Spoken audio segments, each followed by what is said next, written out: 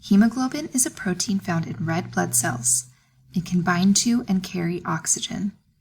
Hemoglobin is made up of 4 subunits. Each subunit can bind to an oxygen. When hemoglobin has bound to the maximum amount of oxygen, it's said to be saturated. When hemoglobin is bound to 4 oxygen molecules, it is 100% saturated. And when hemoglobin is bound to 0 oxygen molecules, it is 0% saturated or unsaturated. Anything in between is partial saturation and can be calculated by counting the number of oxygen molecules bound to each hemoglobin. When hemoglobin is bound to only 1 oxygen out of the total 4 possible, it's 25% saturated. When hemoglobin is bound to 2 oxygens, it's 50% saturated. And when hemoglobin is bound to 3 oxygens, it's 75% saturated. How saturated hemoglobin is depends on how much oxygen is in the blood.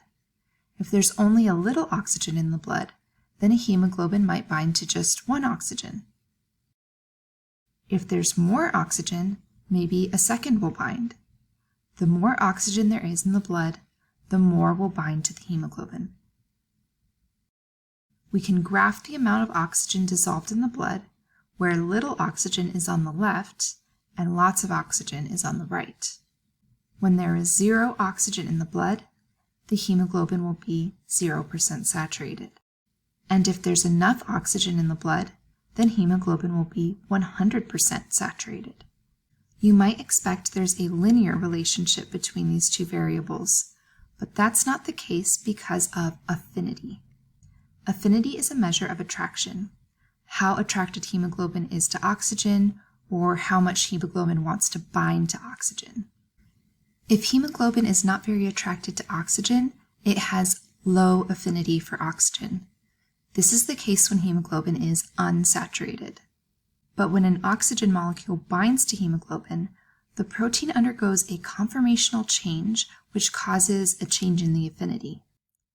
Now hemoglobin is slightly more attracted to oxygen. And if a second oxygen binds, then its affinity is further enhanced.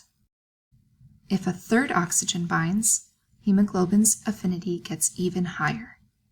So when hemoglobin has a low affinity for oxygen, that decreases how much oxygen it will bind to.